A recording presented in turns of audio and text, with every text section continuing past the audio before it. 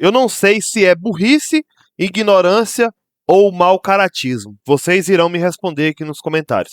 Se você ainda não é inscrito no nosso canal, se inscreva para receber mais conteúdos.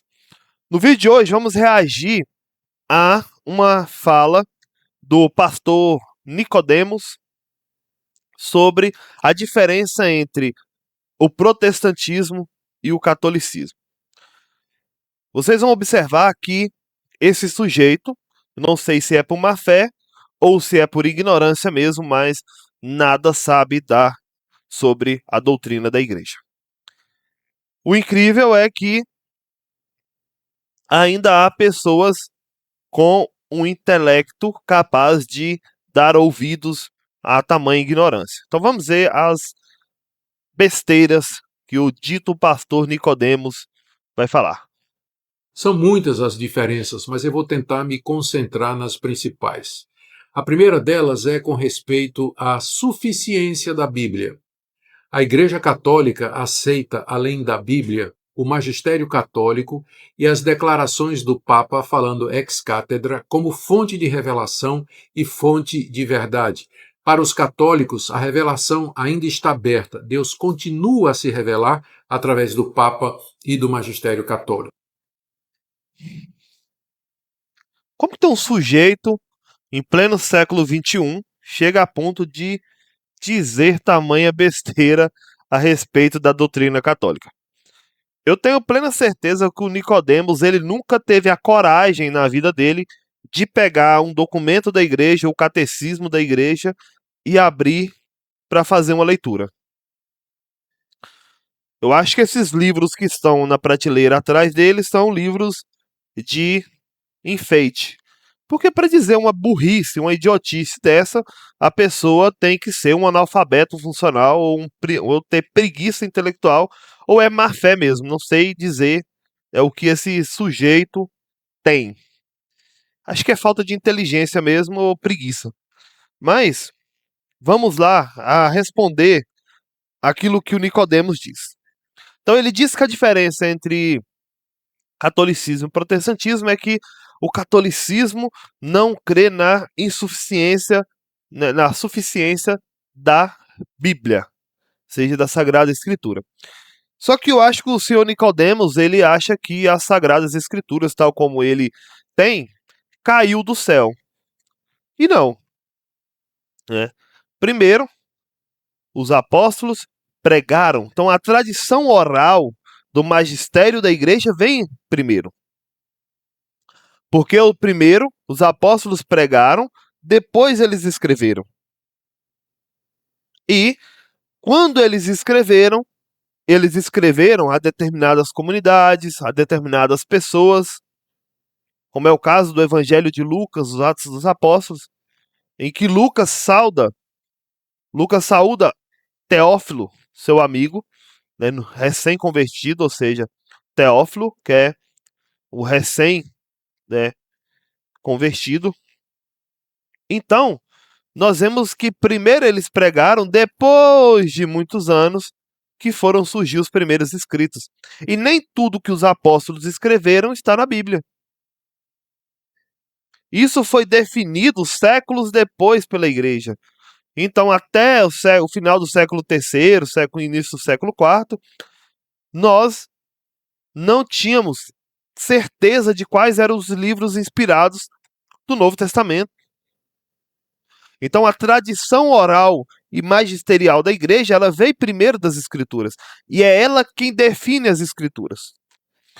Sem a tradição oral e sem o magistério, infelizmente as escrituras perdem a sua validade.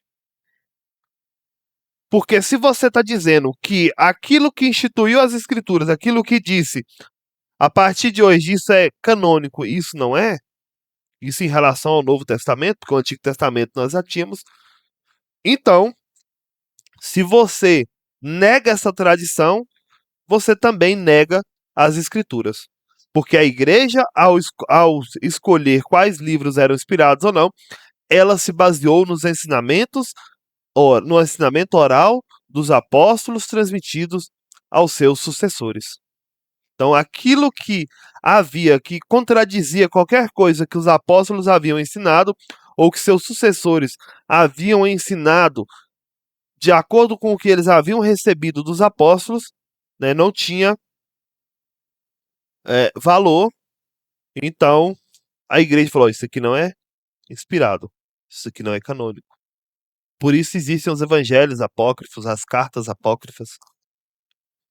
Mas que o senhor Nicodemos acha que a Bíblia caiu do céu, Lutero subiu no monte, rezou e a Bíblia deve que caiu do céu, com capa e zíper e tudo, com todo o cânon definido, né?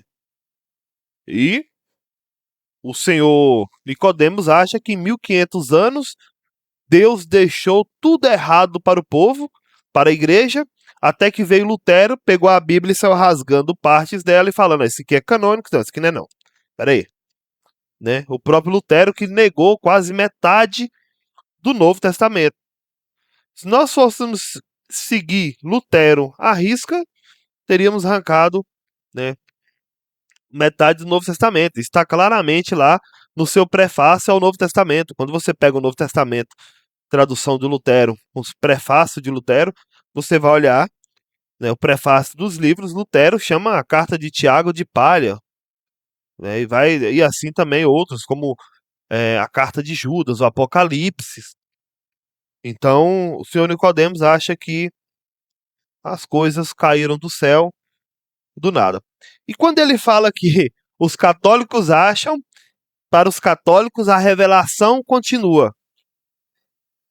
Ou seja, a revelação divina ela continua sendo feita por meio da tradição oral do magistério, dos papas e dos concílios. Acho que isso prova, né, o nível intelectual do senhor Augusto Nicodemos, né? Quem tem milhares de seguidores nas redes sociais e acha que é o grande sábio da humanidade e na verdade não passa de um ignorante ou uma besta. Por quê? Se ele tivesse lido o básico da fé católica, não estaria por aí falando besteira. Ele tem o direito de discordar de tudo que a fé católica ensina. Ele pode discordar de qualquer coisa, ele tem o direito. Como eu tenho o direito de discordar de qualquer coisa. Mas eu preciso discordar de algo que eu conheço. Eu não posso simplesmente sair por aí falando merda e dizer: eu discordo dos católicos, eles acreditam nisso. Eu sou o grande sábio da humanidade, né? E quem olha na cara desse sujeito já vê a cara de honestidade intelectual que ele possui. Então, o senhor Augusto Nicodemos, se o senhor tivesse pelo menos um pouco de honestidade intelectual ou um pouco menos de preguiça intelectual, você conheceria bem a fé católica, né? Se não se convertesse, pelo menos falaria, discordaria de algo que você conhece. Não sairia por aí falando tanta merda e asneira. Então, o que diz a igreja? Na Constituição Apostólica do Concílio Vaticano II, chamada Dei Verbum, né, a igreja vai dizer a seguinte afirmação. Na verdade, é uma constituição dogmática chamada Dei Verbum, que é sobre a revelação divina. A igreja vai dizer no número 4 da Dei Verbum que a economia cristã, como nova e definitiva aliança, jamais passará e não se há de esperar nenhuma outra revelação pública antes da gloriosa manifestação de nosso Senhor Jesus Cristo. Ou seja, para a igreja, em Cristo se dá a plenitude da revelação. Então, nenhuma revelação pública após Cristo é considerada pela igreja como algo novo. Então, para a igreja, a revelação divina se encerra com a morte do último apóstolo. Então, nada de inspiração divina novo, nada de novo de revelação divina surgiu após a morte do último apóstolo.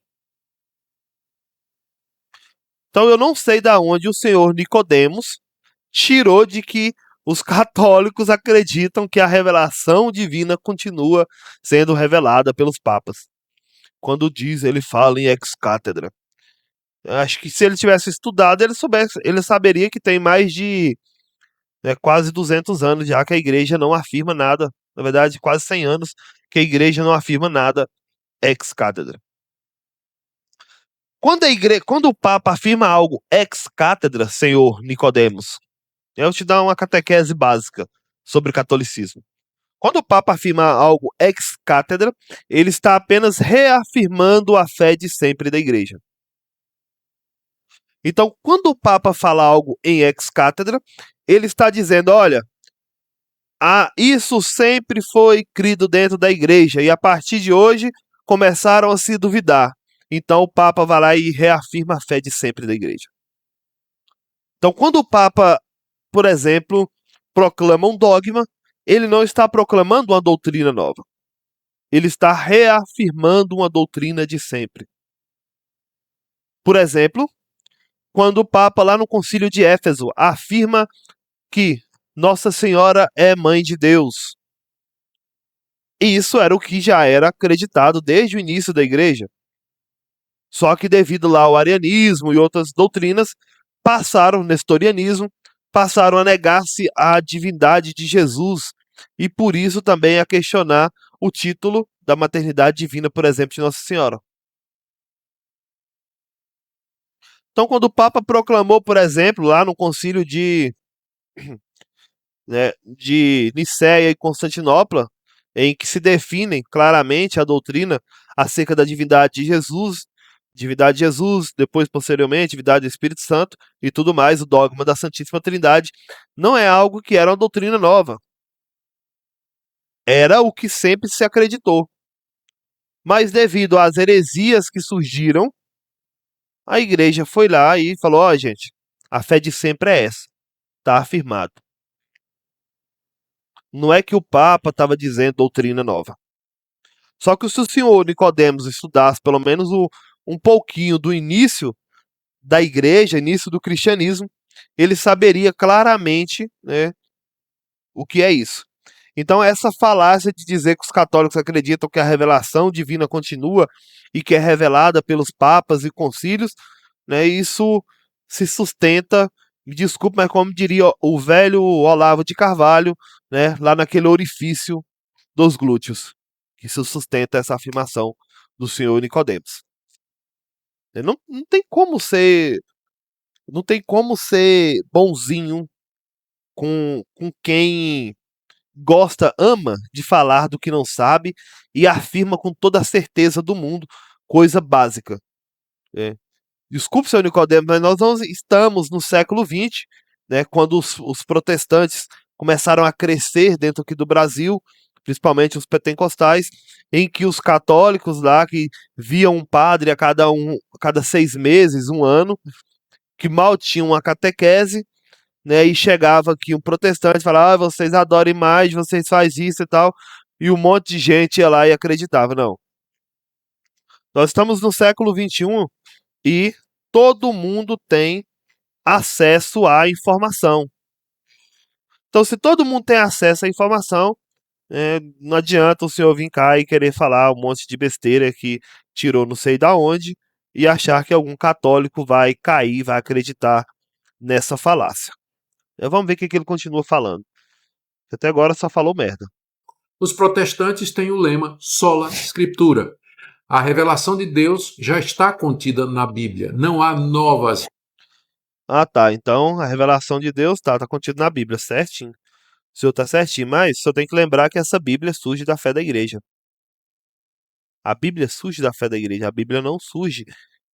Deus não pega lá, como fez lá com os 10 mandamentos de Moisés, e joga a Bíblia lá, escrita numa pedra, ou num papel, ou com capa e zipa e diz, ó, que a revelação tá aqui. Não. Primeiro, Deus inspirou a igreja. Primeiro, Deus estabeleceu a fé da igreja. E a fé da igreja instituiu as Sagradas Escrituras. Para que os fiéis não caíssem em erros e falácias de um bando de charlatões, né, como o senhor Nicodemos. revelações. Essa diferença é fundamental, porque muitas das práticas e doutrinas católicas, como a veneração dos santos, adoração de Maria, mediação de Maria, assunção de Maria. Tá, adoração de Maria, mediação de Maria. Outra falácia e ignorância do senhor Nicodemos, né? Eu acho que ele deveria estudar pelo menos o básico, saber qual que é a diferença entre um culto de latria e, né, e um culto de dulia. O que é um culto prestado aos santos, o que é um culto prestado a Deus. Mas a ignorância é tanta, né, e a compreensão teológica do mistério da revelação é tão baixa, né, eu acho que, né, ainda se dizem inspirados pelo Espírito Santo, que eu acho que o Espírito Santo, né, ele não inspiraria tanta ignorância e idiotice em alguém. Mas fazer o quê, né? Cada um acredita no que quiser. Então, senhor Nicodemos, se o senhor lê o básico de catolicismo e de história da igreja, nunca na história da igreja ou na história da humanidade alguma, alguém ensinou prática de adoração a Nossa Senhora ou a qualquer outro santo. Então, se você não entende o que é um culto de dulia e um culto de latria, é porque a sua mente, né, é tão baixa e reduzida que não consegue compreender o básico da adoração divina, né? Se você acha que, se você reduz o culto a os santos como um culto, né, ao nível do culto divino, desculpe, mas você não tem fé e não sabe o que é adoração. Então venha ser católico, que eu tenho certeza que o senhor aprenderá o que é adoração, né, e parará de falar tanta asneira. Eu nem vou perder meu tempo aqui mostrando documentos da igreja, falando sobre o culto a Nossa Senhora, aos santos, para não ficar tão humilhante ao senhor. Mas, na verdade, vamos lá. Vamos olhar o que diz a Lumen Gentium, que é um documento do Concílio Vaticano II sobre a Igreja.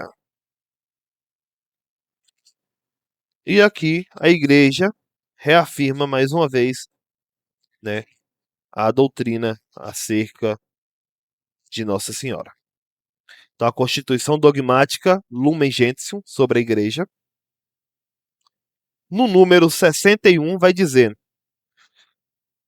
concebendo a Cristo, gerando-o, alimentando-o, apresentando-o no templo ao Pai, sofrendo com seu filho que morria na cruz, ela cooperou de modo absolutamente singular pela obediência, pela fé, pela esperança e a caridade ardente na obra do Salvador, para restaurar a vida sobrenatural das almas.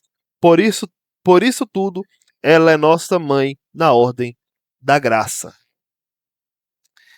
E aí, porque Maria, mediação de Maria. Quando se diz que Nossa Senhora é medianeira de todas as graças, né, é algo até que o Papa esses dias pediu para ter moderação nessa afirmação, porque o intelecto protestante é tão baixo, tão a um nível tão deprimente que não consegue diferenciar e compreender a questão da medianeira, do título de medianeira de Nossa Senhora. Então, a bem-aventurada Virgem é invocada na Igreja com os títulos de advogada, auxiliadora, amparo e medianeira. Mas isso deve entender-se de modo que nada tire nem acrescente a dignidade e a eficácia de Cristo, mediador único. Nenhuma criatura pode colocar-se no mesmo plano que o Verbo encarnado e redentor. Mas, assim como o sacerdócio de Cristo é participado de modo diverso pelos ministros sagrados e pelo povo fiel, e assim como a bondade de Deus única se difunde realmente em modos diversos pelas suas criaturas, assim também a única mediação do Redentor não exclui, antes suscita nas criaturas uma cooperação múltipla, embora participada da fonte única. Então, Nossa Senhora é medianeira, ou seja, a mediação de Nossa Senhora e dos santos é participada da mediação de Cristo. Não é uma mediação paralela ou no mesmo nível, mas são mediadores enquanto participam da única mediação que é a de Cristo. Ou seja, enquanto unidos a Cristo, participam da mediação de Cristo. Por quê? Atingindo a glória celeste, estando lá plenamente diante de Deus, intercedem por aqueles que estão na terra. Por isso, Apocalipse 8 vai dizer que os santos estão lá no céu com o turíbulo, com incenso, né? E a fumaça do incenso representa as orações dos santos que sobem diante do trono de Deus. Está na Bíblia, né, seu Augusto Nicodemos. O senhor nega, Lutero negou, por isso que Lutero queria arrancar o livro do Apocalipse da Bíblia. Então, a igreja não hesita em professar abertamente uma função assim subordinada em Maria. Experimenta-a continuamente e recomenda ao amor dos fiéis, para que, apoiados nessa proteção maternal, eles se unam mais intimamente ao mediador e salvador. Ou seja, os santos que estão lá, eles, unidos a Cristo, eles participam da mediação de Cristo. Por isso que toda oração que a igreja, né, cria, que a igreja institui, pedindo a intercessão de um santo, fala: por nosso Senhor Jesus Cristo, vosso Filho, que vive e reina na unidade com o Espírito Santo. Amém. Ou seja, com Jesus. Desliguei o microfone sem querer. Então, a igreja vai dizer, né, no final das orações, né, por nosso Senhor Jesus Cristo, vosso Filho, na unidade do Espírito Santo. Amém. Por Cristo Senhor nosso. Por quê? Porque a intercessão dos santos não é paralela ou por fora, mas participativa na mediação de Cristo. Porque unidos a Cristo, ou seja, pertencentes ao corpo de Cristo, participam da mediação divina, da mediação de Cristo. Assim como nós, pela graça, né, nós somos filhos de Deus pela graça. Vai nos dizer São Paulo. Somos filhos adotivos. Assim como, né, então, se a mediação de Nossa Senhora fosse algo, o título de medianeira Nossa Senhora, ou a intercessão dos santos, fosse algo contrário à mediação de Cristo, nós dizermos também que somos filhos de Deus seria também pecado. Seria nos colocarmos como Deus. Mas não, nós participamos da natureza divina porque participamos da natureza de Cristo pelo batismo. E assim também participamos da glória, participamos da intercessão de Jesus, o único mediador. Então, assim como na filosofia também nós dizemos que nós possuímos o ser, a existência por participação. Ou seja, nós também mediamos por participação na mediação de Cristo. Porque unidos a Ele pelo batismo, nos tornamos um só com Ele. E isso quem disse foi o próprio Senhor Jesus Cristo. Mas eu acho que o senhor Nicodemos deve que só acha que a Bíblia caiu do céu de capa e zíper, eu acho que ele não lê, né? Claramente. Né? Outro documento da igreja que poderia citar aqui é a lei da Dei Verbum, né, que é o documento sobre a revelação divina, é o documento do Papa Bento XVI, chamado Verbum Domini, que é uma exortação apostólica pós-sinodal sobre a palavra de Deus na vida e missão da igreja. Papa Bento XVI vem afirmar, né, baseado na sã doutrina da Igreja, né, não baseado numa interpretação própria, mas dentro da tradição única e verdadeira da Igreja, a tradição de sempre, que a palavra definitiva de Deus, Ele é o primeiro e o único, deu à criação e à história o seu sentido definitivo. Por isso somos chamados a viver o tempo, a habitar na criação de Deus dentro desse ritmo escatológico da palavra. Portanto, a economia cristã, como nova e definitiva aliança, jamais passará e não se há de esperar nenhuma outra revelação pública antes da gloriosa manifestação de nosso Senhor Jesus Cristo. Ele cita aqui, claramente, né, 1 Timóteo 6, 14, Tito 2, 13, baseando nesses dois, e também na Constituição Dogmática do Concílio Vaticano II, chamada Dei Verbum. Vamos lá. O purgatório, os 7 sacramentos, essas doutrinas. O senhor não acredita no purgatório, mas não é isso que está explícito, né, no Novo Testamento, principalmente na carta aos Coríntios, e também no Antigo Testamento, que o senhor não aceita, né, o livro de Macabeus, que os apóstolos utilizaram, citaram, mas o que vale não é o que os apóstolos pregaram, mas sim aquilo que Lutero recebeu de Deus lá quando subiu no monte, lá na Alemanha, e a Bíblia caiu do céu com capa zíper para ele, do jeito que era para ele pregar, ignorando assim, tirando a validade da autoridade apostólica, né, que sempre creu e acreditou nos 73 livros do Novo Testamento. Infelizmente, acho que felizmente os apóstolos erraram, eles não sabiam, né, quais eram os livros sagrados. Lutero que revelou. Deus podia ter mandado Lutero lá no início da igreja e revelado para os apóstolos, falando: olha, os judeus acreditam que há um lugar de purificação, isso está errado. Então vocês pegam essa tradução da Septuaginta que vocês usam e joga fora. Né? Mas não, Jesus viu lá os apóstolos usando a Septuaginta, usando a tradução grega da Bíblia, com os 73 livros, e em vez de ensinar e exortar a eles, não, Deus deixou eles usarem.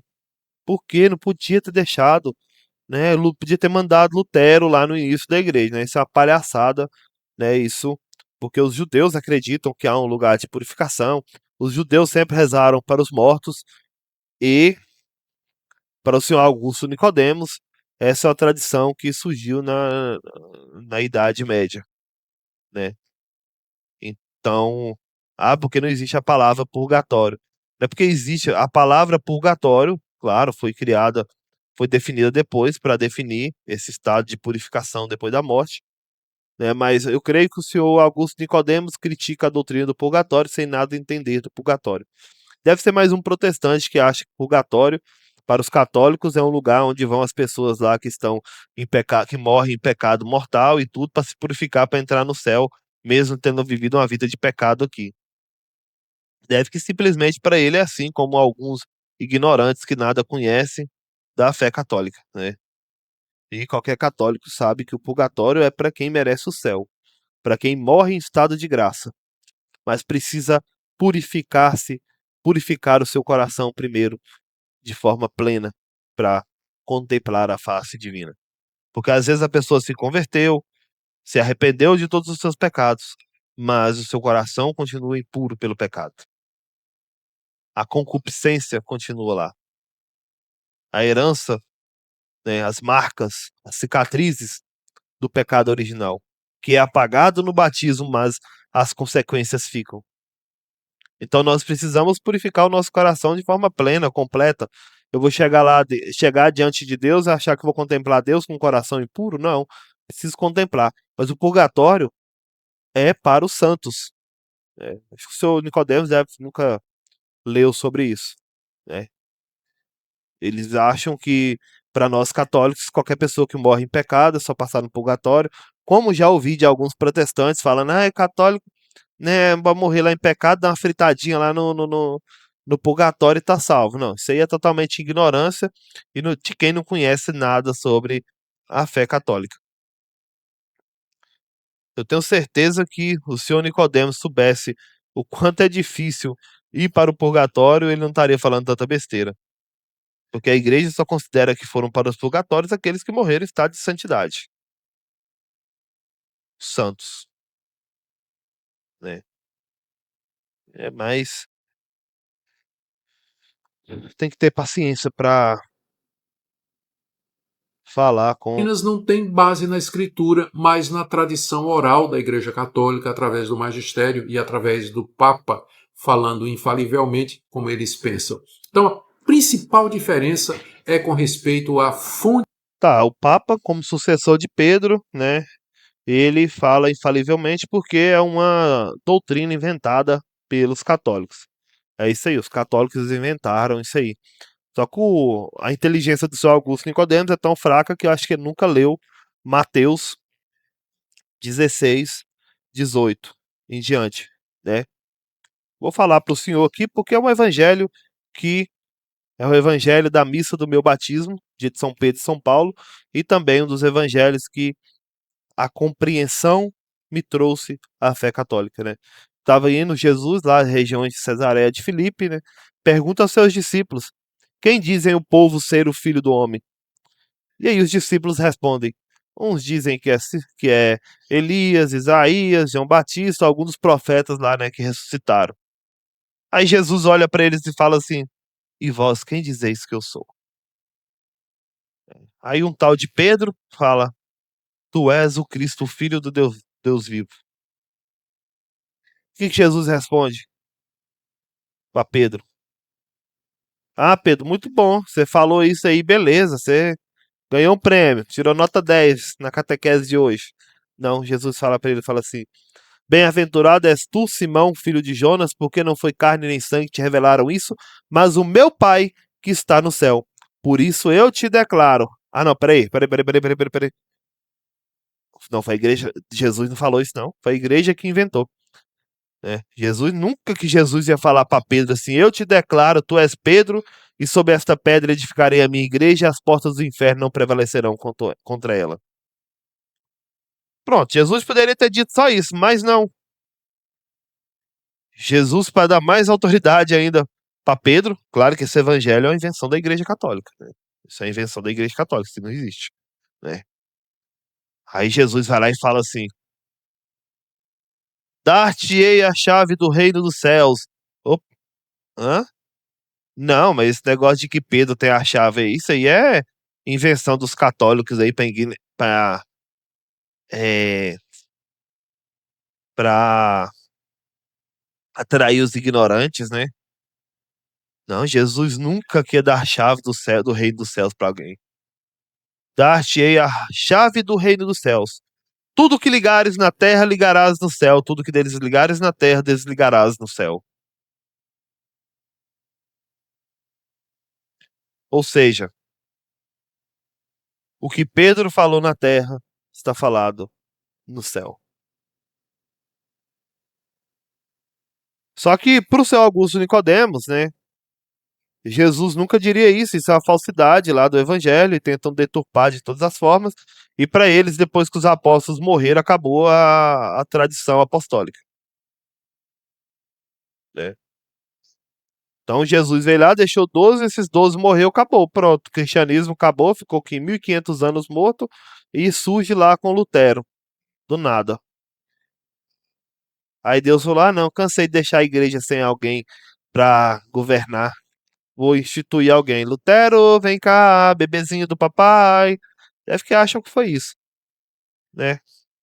Muita ignorância. Então, o Papa, como sucessor de Pedro, ele tem a autoridade de ligar no céu, de ligar na terra e ligar no céu, e desligar na terra e desligar no céu. Sei que isso dói muito, sei que isso é algo pesado, difícil de aceitar para quem abandonou a fé para seguir um frade, né, bêbado, que tinha problemas com o alcoolismo, né, casou com a freira, envolvido em política, problemas de escrúpulo, depressivo, né? É difícil, né, para quem largou de seguir aquilo que Jesus instituiu para seguir o que um bêbado medieval, né, instituiu. Dói, eu sei que dói falar isso, mas não, senhor Nicodemos. A autoridade que Cristo dá a Pedro não morre com Pedro. Ela é seguida em diante. Por isso que Pedro, depois de Pedro nós tivemos Lino, Tito, Anacleto, Clemente, né? Mas o senhor acha que não. Acha que a morte dos apóstolos encerrou a tradição apostólica e Lutero ressuscitou 1500 anos depois. Jesus deixou a igreja a Deus dará durante os 1500 anos. Ou seja, o Espírito Santo dormiu durante 1500 anos. Sabe, eu não sei se isso é ignorância, se é deficiência cognitiva, se é má fé ou se é preguiça intelectual, né? Mas eu só sei que eu rezo pela alma do seu Augusto Nicodemos para que Deus dê a ele um dia a graça da conversão, né? Ou senão a tristeza e a dor que ele terá após a morte será muito grande. Imagina o senhor Nicodemos conseguir alcançar a salvação e chegar lá, tá lá São Pedro esperando ele com a chave do reino dos céus. Aí ele vai dizer: o que você tá fazendo aqui? Será que eu tô no inferno? Ai, Pedro, tá aqui com as chaves. Ai, ai. É cada palhaçada que protestante diz por ignorância ou por má fé, né? Não sei. Queria saber o que se passa na cabeça de um sujeito como o senhor Augusto Nicodemos. Mas, vamos lá. De autoridade. Os protestantes creem que a fonte final de autoridade, o juiz máximo em todas as discussões e questões práticas e doutrinárias, é o Espírito Santo falando pela Escritura, enquanto que os católicos. Ah, tá. O Espírito Santo falando pelas Escrituras. Mas, se é o Espírito Santo que fala pelas Escrituras, quem instituiu as Escrituras deveria estar falando sobre o Espírito Santo, né? Então, quer dizer que quem falou pelo Espírito Santo, a Bíblia surgiu então, é, a inspiração das Escrituras surgiu apenas no século XVI. É isso aí. Recorrem ao Papa e aos concílios para definir esses dogmas. E a partir daí, então, vêm as grandes diferenças. Com respeito à salvação, os protestantes insistem que nós somos salvos pela graça somente, mediante a fé em Jesus Cristo. O sistema católico é um sistema sinergista que envolve a participação do pecador na obtenção da graça salvadora para a sua redenção. Essas são as principais diferenças, ao meu ver, entre o catolicismo É, e o protestantismo. senhor Nicodemos, ao seu ver, né, porque o senhor, infelizmente, nada conhece de doutrina católica, né? Desculpe, mas o senhor pode falar sobre qualquer coisa. Vai falar sobre protestantismo, vai falar sobre as mentiras em que você acredita, mas, por favor, deixe de falar sobre catolicismo. O senhor não entende nada de catolicismo. Eu acho que o senhor nunca leu um documento laranjadinho desse aqui, ou um compêndio, né, de um concílio como esse daqui, ou um catecismo da igreja, ou qualquer outro documento, um código de direito canônico. Eu acho que o senhor nunca leu porque nada sabe da igreja católica. Então, primeiro, pra você discordar de alguma coisa, você tem que conhecer aquilo que você discorda. Eu não estou dizendo que o senhor tem que acreditar, que tem que ser católico, que tem que se converter, não. Mas se quer falar mal de alguma coisa, você tem que conhecer aquilo do qual você está falando mal. Não é simplesmente sair por aí, ai, gente, eu acho que é isso. Pelo amor de Deus, né? Sobre a questão da diferença entre a salvação, né? Eu acho que também o senhor não entendeu essa parte aí, não. Né? Como se o pecador precisa da cooperação do pecador e tal. O senhor não entendeu muito bem isso. Deus, ao criar o homem, nos deu uma coisa chamada livre-arbítrio. Então, o que é o livre-arbítrio? A liberdade que Deus dá ao homem da livre escolha, da livre deliberação acerca daquilo que, das suas ações, dos seus atos. E, né, que nos ensina a igreja? Eu vou dizer o que nos ensina as escrituras, né? Já que o senhor Nicodemos só acredita no que está nas escrituras, que foram instituídas pela Igreja Católica, né? Eu não acredito na igreja, mas acredito nas escrituras que foram instituídas pela igreja. Então, não é a igreja que nasce da Bíblia, é a Bíblia que nasce da igreja. A Bíblia que é a expressão de fé da igreja. Não o contrário, né? Mas tudo bem. Então, o que nós cremos? Deus, ele inicia, mas é o homem quem responde. Ou seja, lá em Filipenses 2, 12 ao 13, né, Paulo vai dizer: desenvolvei a vossa salvação. E ele vai dizer mais à frente: porque é Deus quem opera em vós o querer e o agir.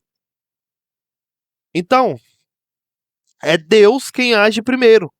Essa é a fé da igreja. É Deus quem age, é Deus quem dá a graça.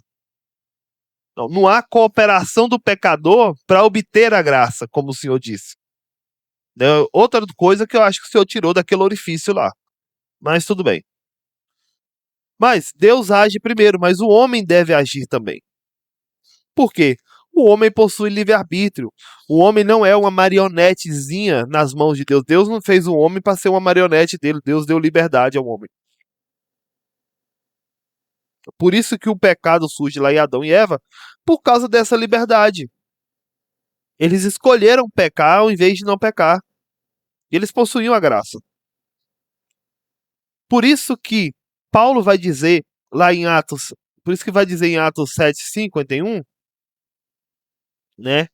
Não, acho que não foi Paulo que diz, mas em Atos 7:51 vai dizer: vós sempre resistis ao Espírito Santo. Ou seja, não é algo automático. Deus dá a graça. Deus envia o Espírito Santo. Mas eu posso rejeitar a graça de Deus. Rejeitar a graça divina. Assim fez o demônio, sendo um anjo, possuindo a graça, contemplando a graça divina plenamente, ele rejeita. Se o demônio que conhecia Deus face a face, conhecia plenamente a graça divina, rejeitou essa graça, imagina nós, seres humanos, frágeis, com limitações intelectuais em relação aos anjos, com a concupiscência do pecado, ou seja, com a inclinação dentro de nós a pecar. Você acha que é automático, né? Do nada vai aparecer lá, o Espírito Santo vai vir, me convertir, ó. Não. Precisa de uma abertura à graça. Aqui que é a questão da cooperação. Ou seja, eu posso aceitar ou posso rejeitar. Por isso que aqui o apóstolo vai dizer: vós sempre resistis ao Espírito Santo. Por quê? O Espírito era dado, mas eles rejeitavam a graça.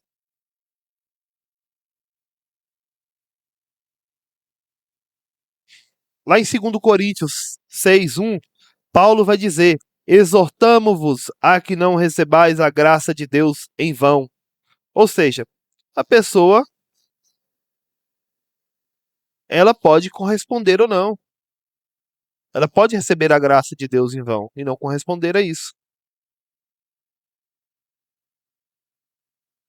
Por isso que Tiago vai dizer que o homem é justificado pelas obras e não somente pela fé. Coisa que o senhor não acredita, Lutero não acredita, mas está lá nas escrituras. Não é à toa que Lutero vai chamar Tiago, a carta de Tiago, de palha. Porque a fé, ela precisa ser vivida. Eu posso receber a graça, mas eu posso rejeitar essa graça. Então, a fé precisa ser vivida.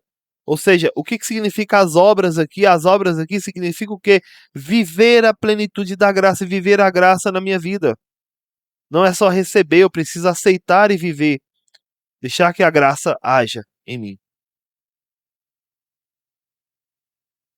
Por isso que Jesus, lá em João 15, 5 ao 6, seu Nicodemos, ele vai dizer: quem permanece em mim dá fruto.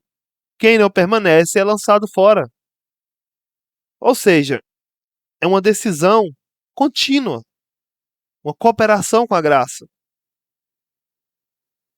Eu, pelo meu livre-arbítrio, posso dizer: Senhor, quero continuar com a tua graça, ou dizer, ou simplesmente rejeitar a graça e voltar ao estado de pecado. Se não dependesse da minha decisão, do meu livre-arbítrio, todo mundo que se convertia, ninguém voltava a pecar. Ninguém voltava a uma vida de pecado que teve anteriormente. Então nós somos chamados, não somos forçados por Deus. Deus não nos força. Por isso que tem um monte de gente ateu por causa de ideias idiotas como a do senhor Nicodemos. Porque muito ateu acha que Deus, porque acha que os cristãos acham que nós somos uma marionetezinha na mão de Deus, por causa de pessoas que deturpam o evangelho, como o senhor Nicodemos. O senhor Nicodemos, eu tenho certeza que ele afasta muito mais pessoas da graça do que leva com essas afirmações. Porque Jesus vai dizer em Mateus 23, 37, quis eu reunir teus filhos, mas tu não quisestes. Ou seja, Deus quer salvar, mas o homem pode não querer. Por isso, depende primeiramente de Deus que dá a graça e segundo do homem que se abre essa graça, que aceita essa graça. Então, para a fé católica, é Deus que toma a iniciativa, é Deus que dá a graça. Só que o homem ele deve responder essa graça, ele deve aceitar. Ou seja, eu posso resistir a essa graça ou abandonar essa graça. Se fosse assim, todo mundo que se convertia seria santo, todo mundo que recebesse a graça de Deus pelo batismo seria santo e não voltava a pecar. Nós temos a escolha de viver pela graça ou voltar a pecar, e muitas vezes nós vivemos pela graça. Nós decidimos como voltar a pecar e abandonar a graça, nós perdemos a graça. Nós ganhamos a graça e perdemos pelo pecado. Deus e o pecado não habitam o mesmo lugar. Isso é bíblico. Só que o senhor Nicodemos acho que não lê a Bíblia, né? Felizmente não lê a Bíblia. Ele fala que a Bíblia é a única autoridade de fé, mas infelizmente ou ele está lendo a Bíblia de cabeça para baixo. Então, a igreja não diz que é o esforço humano que salva, é a graça que salva. Só que isso não é algo automático. É o ser humano que precisa se abrir essa graça, escolher viver a graça, né? Então aqui encerramos o nosso comentário o vídeo do senhor Augusto Nicodemos, né? Se você não é inscrito no canal, você se inscreva no nosso canal para receber mais conteúdos e podermos continuar a responder essas falácias protestantes a respeito da fé católica. Então fiquem com Deus, muito obrigado.